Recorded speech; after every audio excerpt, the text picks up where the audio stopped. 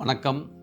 I am Dr. S. Nagendra Bhupati, Professor of Cardiology, Sri Ramachandra Medical College and Consultant Cardiologist Dr. Bhupati's Heart Care, Kodambakkam, Chennai. ஒல்லியாக இருந்தால் heart attack வருமா? என்னோட மாமனார் ஒல்லியாக தான் இருந்தார், அவருக்கு எப்படி ஹார்ட் அட்டாக் வந்துச்சு? இன்னும் சார் என்னோட அண்ணன் ஒல்லியாக தான் இருந்தார், அவருக்கு எப்படி ஹார்ட் அட்டாக் வந்துச்சு?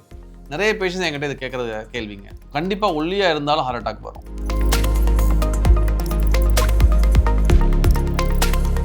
ஒல்லியாக இருக்கிறாங்க doesn't mean they are immune to heart attack. It's not a guarantee that they cannot develop heart attack.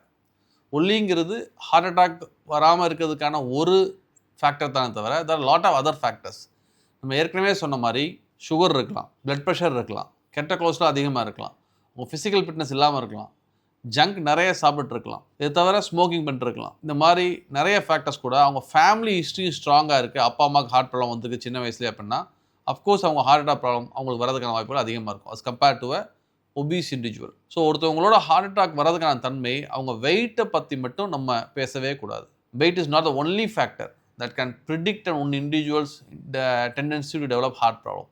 This is more so true in Indian patients. ஒரு 100 டயபெட்டிஸ் பேஷண்ட்ஸை வெஸ்டர்ன் கண்ட்ரீஸில் பார்க்குறீங்கன்னா எல்லாரும் ப்ரிடாமினெட்லி ஒபிஸாக இருப்பாங்க. Unfortunately இந்தியாவில் பார்த்தீங்கன்னா 100 டயபெட்டிஸ் பேஷண்ட்ஸ் பார்த்தீங்கன்னா ஒரு 40லேருந்து 50 பேர் நல்லா தின்னாக லீனாக இருப்பாங்க. இது தின் ஃபேட் ஃபினாமினான்னு சொல்கிறோம். நம்ம பேஷண்ட்ஸ் ஒல்லியாக இருந்தாலும் அவங்களுக்கு இன்சுலின் ரெசிஸ்டன்ஸ் அதிகமாக இருக்கிறதுனால சீக்கிரமாக டயபெட்டிஸ் வந்துடுது. சீக்கிரமாக டயபெட்டிஸ் வரதுனால அவங்களுக்கு சீக்கிரமாக ஹார்ட் ப்ராப்ளம் வந்துடுது. டயபெட்டிஸ் சீக்கிரம் வரதுனால மெட்டபாலிக் சிண்ட்ரம்லாம் வரதுனால அவங்க பிளட் ப்ரெஷர் அதிகமாகிடுது.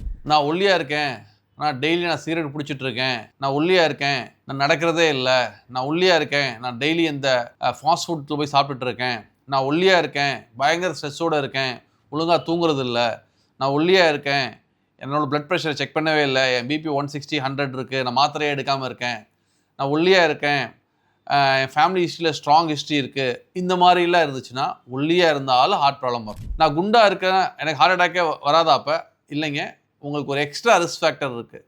ஒல்லியாக இருக்கிறதுக்கு அந்த ரிஸ்க் ஃபேக்டர் இல்லை, அவ்வளோதான். குண்டாக இருக்கிறீங்க அப்படின்னா உங்களுக்கு இன்சுலின் ரெசிஸ்டன்ஸ் கண்டிப்பாக அதிகமாக இருக்கும். இன்சுலின் ரெசிஸ்டன்ஸ் அதிகமாக இருக்குன்னா உங்களுக்கு சுகர் வரதுக்கான வாய்ப்புகள் அதிகமாக இருக்கும்.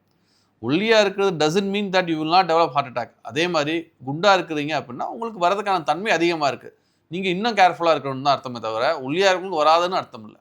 So overall to conclude, being thin doesn't mean you cannot develop heart attack. It's one good factor. I am not declining that. However, more important is what's your blood pressure, what's your HbA1c, have you done enough activities to prevent yourself from having heart attack, are you taking good healthy fruits and vegetables in your diet, what is your basic genetic risks? These are all the important questions that we should ask in front of us before determining one individual's risk to develop heart problem or heart attack. Basically நீங்கள் ஒல்லியாக இருந்தாலும் heart attack வராமல் இருக்கணும் அப்படின்னா நீங்கள் உங்களோட appropriate ஏஜில் உங்கள் சுகர் எவ்வளோ இருக்குன்னு செக் பண்ணணும், உங்கள் பிளட் ப்ரெஷர் எவ்வளோ இருக்குன்னு செக் பண்ணணும், உங்கள் கெட்ட கொலஸ்ட்ரால் எவ்வளோ இருக்குன்னு செக் பண்ணிக்கணும், எல்டிஎல்னு சொல்லுவோம். நல்ல 6 to 7 hours நல்லபடியாக தூங்கணும், ஸ்ட்ரெஸ் கம்மியாக வச்சுக்கணும். இதெல்லாம் மாடிஃபைபிள் ரிஸ்க் ஃபேக்டர்ஸ். நான் மாடிஃபைபிள் ரிஸ்க் ஃபேக்டர்ஸ் என்ன? அப்பா அம்மாவை மாற்ற முடியாது, வயசை மாற்ற முடியாது, செக்ஸை மாற்ற முடியாது. ஸோ அசச் ஏஜ் அதிகமாக ஹார்ட் அட்டாக் வரதுக்கான வாய்ப்புகள் அதிகமாகும். மேல் செக்ஸ்னால் ஹார்ட் அட்டாக் வரதுக்கு அதிகமாகும். உங்கள் அப்பா அம்மாவுக்கு ரிஸ்க் ஃபேக்டர்னா உங்களுக்கு வரதுக்கான வாய்ப்புகள் அதிகமாகும். ஸோ நீங்கள் இந்த 3 ரிஸ்க் ஃபேக்டர் இருக்கிறவங்க இன்னும் கொஞ்சம் கேர்ஃபுல்லாக இருக்கணும். தேங்க்யூ.